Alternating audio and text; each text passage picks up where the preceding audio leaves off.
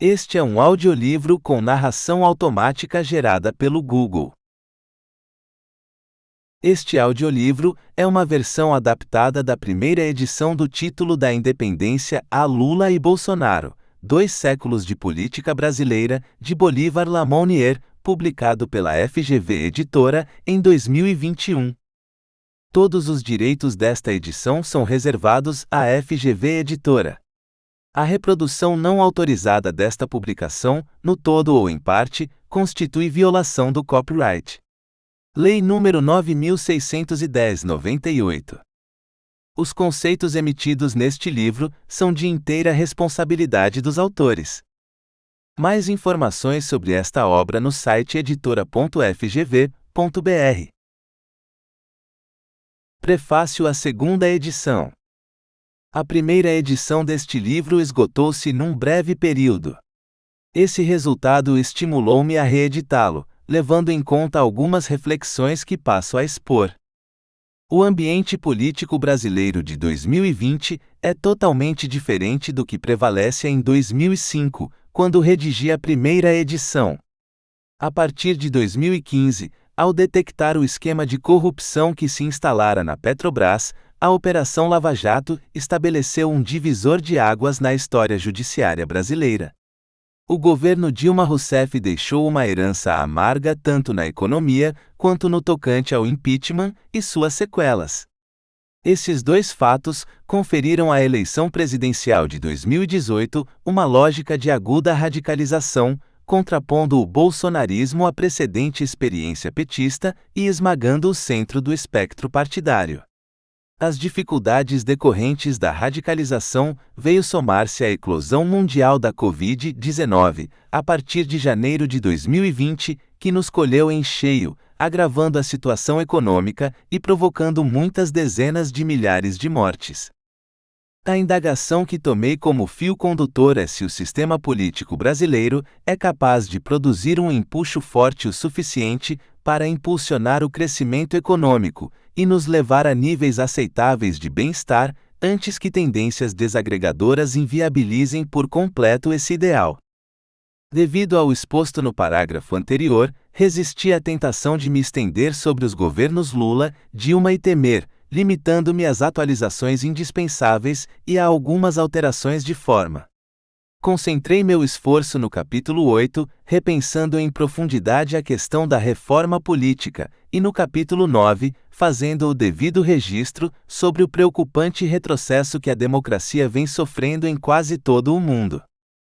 Do ponto de vista teórico, mantive o ponto central da primeira edição, qual seja, o de que a historiografia política brasileira só agora começa a superar o economicismo dogmático que a caracterizou desde os anos 1950. A partir da Segunda Guerra Mundial, numerosos autores e praticamente todo o meio universitário puseram em relevo os efeitos da colonização portuguesa e nossas relações de dependência econômica em relação à Inglaterra e aos Estados Unidos, mas poucos deram a devida atenção à construção institucional da democracia representativa, cujo início remonta à independência e à Constituição de 1824. Esta segunda edição, revista e atualizada, é, portanto, uma tentativa de sustentar a reorientação iniciada na primeira. São Paulo, 21 de agosto de 2020, Bolívar Lamonnier. Prefácio à primeira edição. Neste livro, reúne análises e reflexões que fiz ao longo dos últimos 30 anos, na expectativa de que possam contribuir para um reexame da história política brasileira. O reexame a que me refiro haverá de ressaltar a dimensão política e a paulatina conformação de nossas instituições democráticas. No Brasil, o sistema representativo foi questionado, desde seus primórdios, no século XIX, por políticos, intelectuais e jornalistas que o viam como uma superestrutura importada, ideia fora de lugar. Na primeira metade do século XX, a hostilidade latente nessas antigas imagens ganhou contornos mais definidos devido à propagação do protofascismo, mescla de positivismo, nacionalismo e endeusamento do Estado, e do marxismo. Tais ideologias exerceram forte influência sobre os historiadores e cientistas sociais, moldando uma visão histórica reducionista, avessa a uma concepção do sistema político como uma esfera diferenciada e relativamente autônoma. Há 30 anos, o regime instaurado pelo golpe militar de 1964 parecia um monólito invulnerável. Encarnava as Forças Armadas como instituição e contava com expressivo apoio na sociedade, graças sobretudo ao acelerado crescimento da economia. Para a maioria dos cientistas sociais, o retorno ao regime civil e democrático era uma hipótese remota, pessimismo continuamente alimentado, não nos esqueçamos, pelo ambiente repressivo então reinante.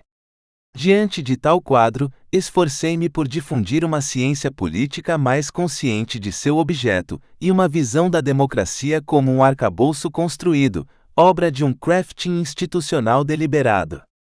As eleições de 1974 me convenceram de que a engrenagem eleitoral, mesmo sob as condições negativas daquele período, seria provavelmente a mola propulsora de uma distensão que cedo ou tarde haveria de ultrapassar os limites admitidos pelos estrategistas do sistema de poder dominante. Essa convicção devia-se também à ambivalência daquele regime, uma ditadura que ciosamente evitara um rompimento formal e definitivo com as fontes constitucionais da legitimidade democrática e com a tradição liberal brasileira. Hoje, decorridas 2 décadas do restabelecimento do poder civil, é necessário reconhecer que nossos esforços para construir a democracia produziram resultados desiguais, se não contraditórios. Organizamos razoavelmente bem a esfera específica do voto, mas não a dos partidos, do legislativo, do sistema de governo e da federação. Nestes e noutros aspectos, imperfeições institucionais remanescentes comprometem o funcionamento de nosso sistema democrático representativo, ainda muito vulnerável à corrupção, à descrença popular e ao potencial de disrupção representado pelas desigualdades sociais e pela criminalidade. Alguns dos textos aqui reunidos foram escritos e publicados há algum tempo. Fiz as atualizações indispensáveis e revisei-lhes a forma, mas não o conteúdo. Alterações de maior profundidade, como já se notou, foram feitas nos capítulos 8 e 9, referentes à reforma política e à atual situação internacional da democracia. Tendo em vista o rápido crescimento da literatura especializada, dispensei-me de fazer uma atualização bibliográfica rigorosa, limitando-me a indicar, entre os títulos recentes, os que me pareceram diretamente pertinentes aos objetivos do livro. Agradecimentos, primeira edição. Quero consignar um especial agradecimento às seguintes instituições, que generosamente me permitiram reaproveitar trabalhos precedentemente publicados. Editora da Fundação Getúlio Vargas, na pessoa da Dra. Alzira Abreu pelo texto, e no entanto se move, Formação e Evolução do Estado Democrático no Brasil, 1930-1994, incluído na obra coletiva 50 anos da Fundação Getúlio Vargas, de 1995. Fundação Konrad Adenauer, na pessoa do Dr. Wilhelm Hofmeister, por trechos de A Democracia Brasileira, no Limiar do Século XXI, de 1996. Fundação Casa de Rui Barbosa, na pessoa de seu presidente, Dr. José Almino de Alencar, por trechos de Rui Barbosa e a Construção Institucional da Democracia Brasileira, de 1999. Devo agradecimentos também muito especiais a Antônio Octávio Sintra, Antônio Paim e Edmar Baixa, por me haverem instado a produzir este livro, e a diversos outros amigos pelo estímulo e pela ajuda em diferentes etapas da empreitada, a Mauri de Souza, Ana Luísa Baques, Carlos Pio, Eliane Cruxem, Geraldo Forbes, João Bosco Bezerra Bonfim, Leôncio Martins Rodrigues, Maria Tereza Sadek, Mário Brockman Machado, Mário Miranda Filho, Pércio Arida e Simon Schwartzman. Sou igualmente grato a Elzira Arantes, por sua valiosa contribuição na finalização do texto, a Vera Galli, pela cuidadosa produção gráfica, e a Alessandra de Angelis e Daniel Rodrigues Alves dos Santos, pelo apoio administrativo e logístico. Naturalmente, Os erros e imprecisões que o livro possa ainda conter são de minha exclusiva responsabilidade. São Paulo, 12 de julho de 2005. Introdução, Formação da Democracia Brasileira, Discurso, Teoria, História. O estudioso da história política brasileira tem às vezes a impressão de viver entre discípulos de Pyrrhon de Elis, o filósofo grego que pretendeu transformar o ceticismo em método e o pessimismo em doutrina. Realmente, na literatura histórica, no debate jornalístico e mesmo em obras de ficção ou no anedotário, defrontamo-nos a toda hora com um sentimento de descrença que impressiona por sua ubiquidade e pela constância de seu objeto. O alvo por excelência da descrença nacional sempre foram os mecanismos de representação política, eleições, partidos e legislativo. Desde seus primórdios, no século XIX, a democracia representativa foi questionada por políticos, intelectuais e jornalistas que a viam como uma superestrutura importada, ideia fora de lugar, fruto do idealismo utópico da elite dirigente, ou pior que isso, cínico instrumento de dominação a serviço da classe latifundiária. Sutil e moderado em Machado de Assis e Sérgio Buarque de Holanda, caudaloso e violento em João Francisco Lisboa, Oliveira Viana e tantos outros, o discurso pirrônico permeia ainda hoje tanto a linguagem intelectual quanto a popular, podendo sem dúvida ser considerado um dos traços mais importantes de nossa cultura política.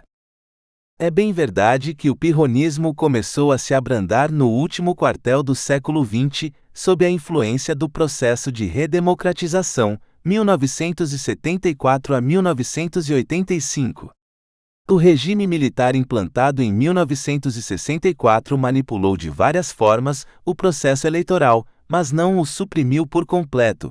Preservado como espaço de disputa, ele se converteu em importante arma na luta pela redemocratização, em particular a partir de 1974. Em 1981, ocorreu-me registrar que a velha descrença brasileira tenderia a se suavizar, em consequência da abertura política. Diante desses fatos, tinha de atenuar-se, como de fato vem se atenuando, a visão tradicional segundo a qual nosso regime representativo seria mera farsa de país colonial.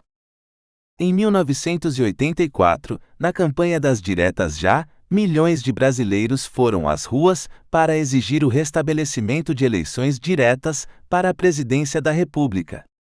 Embora sem atingir seu objetivo precípuo, esse movimento contribuiu de forma notável para valorizar, aos olhos do cidadão comum, o papel do voto e a arena eleitoral.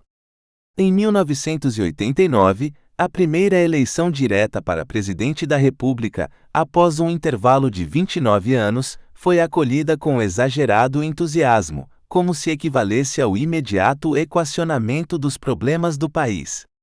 Igualmente forte no sentido de semear otimismo, seria o inédito recurso ao impeachment movido contra o presidente Fernando Collor de Mello, em 1992, e seu ordeiro processamento.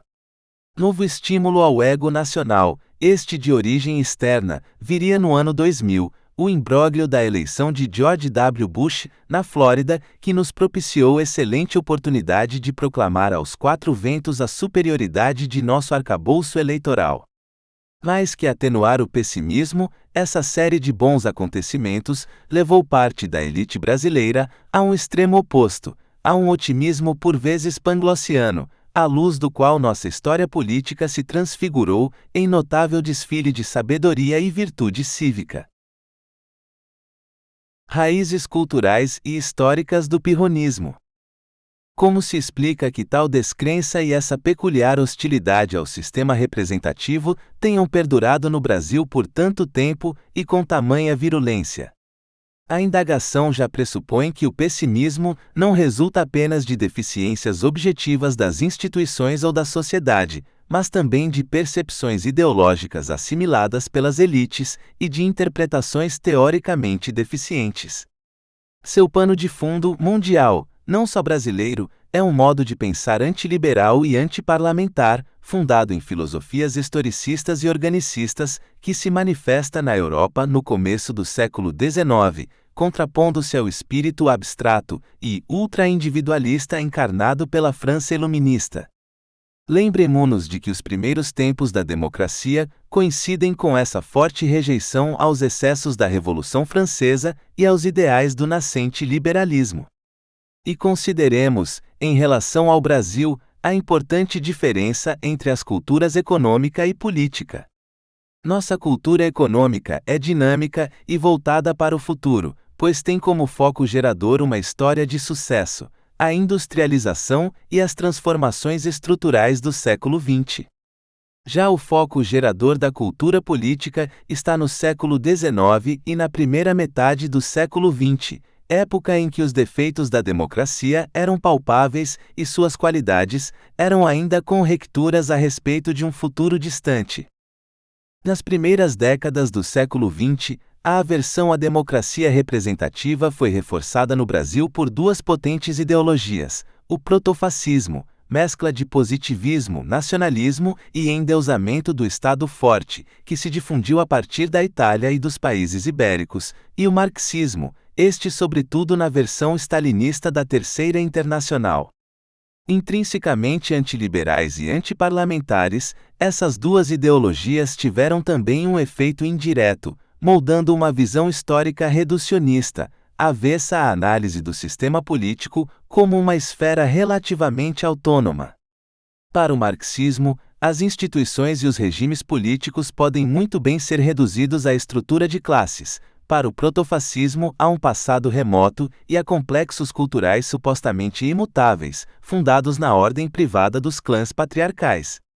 Considerando que uma análise detalhada da historiografia associada às ideologias mencionadas fugiria aos objetivos deste livro, sintetizo-a a seguir, contrastando-a à minha proposta de revisão. Historiografia convencional e proposta de revisão. Na historiografia convencional, a concepção da política e do Estado é essencialmente reducionista. As instituições e processos políticos explicam-se diretamente pela infraestrutura, dominação de classe, traços socioculturais do senhoriato rural, etc. As mazelas políticas brasileiras seriam decorrência direta da tentativa de implantar instituições representativas numa sociedade pós-colonial e escravista.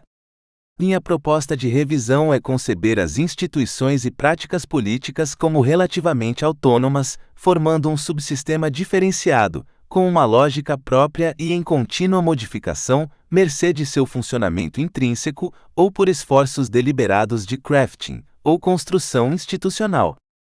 As mazelas habitualmente apontadas não são uma singularidade brasileira, ocorreram também, em maior ou menor grau, mesmo na Europa e nos Estados Unidos. Origens 1. Efeito condicionante no desenvolvimento político-democrático. Para a historiografia convencional, nossos antecedentes coloniais foram desfavoráveis, grilhões do passado, devido, inter alia, à concentração da propriedade fundiária, à escravidão e à estrutura patrimonialista de governo. Minha proposta também vê tais estruturas e processos como desfavoráveis, mas não como impeditivos. A estrutura agrária e o patrimonialismo não geraram uma elite compacta, imune a divergências e conflitos de interesse. Origens 2. Da independência, 1822, à Revolução Praieira, 1848, implantação da monarquia institucional e do regime parlamentarista. Para a historiografia convencional, esse período é uma mera continuidade do sistema colonial, sob nova roupagem. A mudança de regime teria sido uma mera cópia de formas políticas europeias, que em nada teriam alterado as estruturas de poder, nem envolvido riscos relevantes para elas. Para mim, essa foi uma conjuntura problemática, que exigiu uma ampla repactuação. A adoção da monarquia constitucional e, por via de consequência, do princípio representativo, foi uma opção consciente, lógica, de fundamental importância para a evolução política brasileira no longo prazo. Implantação dos partidos e de práticas eleitorais. Tentativas de reforma durante o século XIX e na primeira metade do século XX. Na visão convencional, a transição para o novo sistema teria sido intrinsecamente irreal, um processo que jamais se adensaria ou enriqueceria, fadada a permanecer ad aeternum, como uma farsa. A esfera pública era e se mantém como mera superestrutura, destituída de vitalidade social. Em contraste com tal visão, considero que a opção pela monarquia constitucional por si só implicava a implantação de um parlamento e uma máquina judiciária, uma opção adequada nas condições da época. A consolidação de tais mecanismos tem sido uma aprendizagem demorada, por tentativa e erro. No século XX, fizemos importantes avanços no tocante à abrangência do sufrágio, a autonomia individual do eleitor e a consolidação de um poder arbitral, a justiça eleitoral. Decolagem democrática. A partir de que momento a democracia se configura com clareza? Na perspectiva convencional, essa questão carece de sentido, uma vez que não pode haver democracia política onde não há democracia social, eliminação da pobreza, redução das desigualdades. Meu entendimento é o de que nenhuma democracia nasceu em condições de substancial igualdade. A engrenagem democrática tem como patamar mínimo a regularização do jogo eleitoral, eleições limpas e livres, do qual decorre a incerteza na votação total e a paulatina pacificação dos enfrentamentos. Da Revolução de 1930 aos dias de hoje.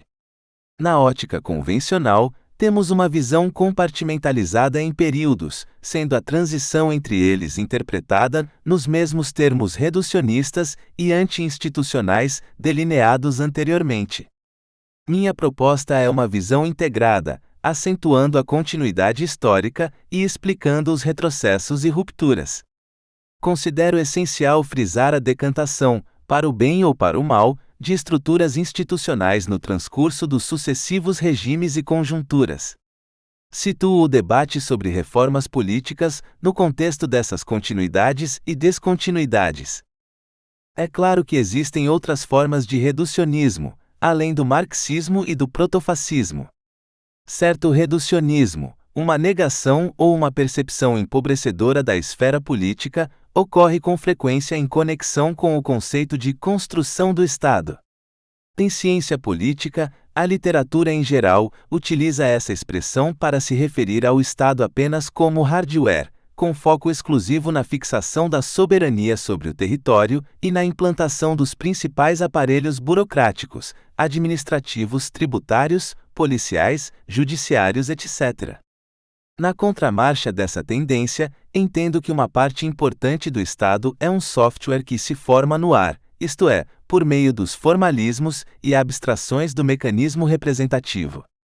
Em sua rigidez, a historiografia convencional desconsidera que a linha divisória entre as dimensões burocrática e representativa não é conhecida de antemão nem fixada de uma vez por todas.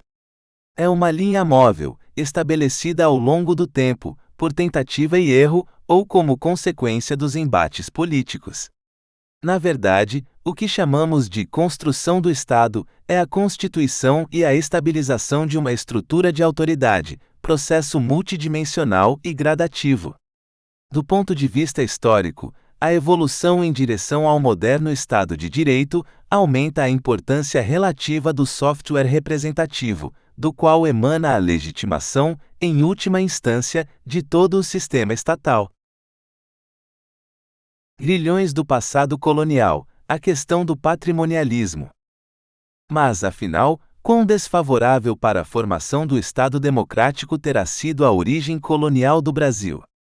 Como acreditar que a democracia pudesse ter chances razoáveis em um país moldado no campo econômico pela exploração colonial, monocultora e escravista, e no aspecto político e administrativo, pelo absolutismo e pelo patrimonialismo do Estado português? A questão do condicionamento pelas origens remonta no mínimo ao estudo de Tocqueville sobre a configuração excepcionalmente favorável que facilitou o advento e o enraizamento da democracia nos Estados Unidos. Sua obra, A Democracia na América, é um clássico sobre origens, ou seja, sobre o efeito condicionante, de uma configuração político-econômica pré-existente.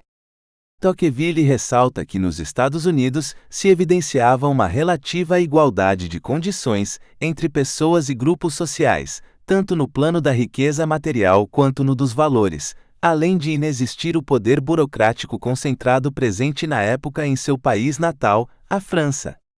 O caráter descentralizado da estrutura originária deveu-se à prévia existência, nos Estados Unidos, de colônias independentes. Deslocando o foco para a Europa e a Ásia, outros historiadores analisaram padrões opostos de concentração vezes dispersão originária do poder, com vistas a esclarecer qual desses polos seria mais propício à evolução da democracia. Em termos gerais, tais estudos concluíram que as antigas autocracias, estruturas centralizadas e burocráticas, genericamente designadas patrimonialistas, seriam inerentemente desfavoráveis à democracia. Favoráveis a ela teriam sido os sistemas descentralizados, entre os quais sobressai o feudalismo europeu ocidental, constituído sobre os escombros do Império Carolíngio. Referência obrigatória nesse contexto é o historiador alemão Otto Intze.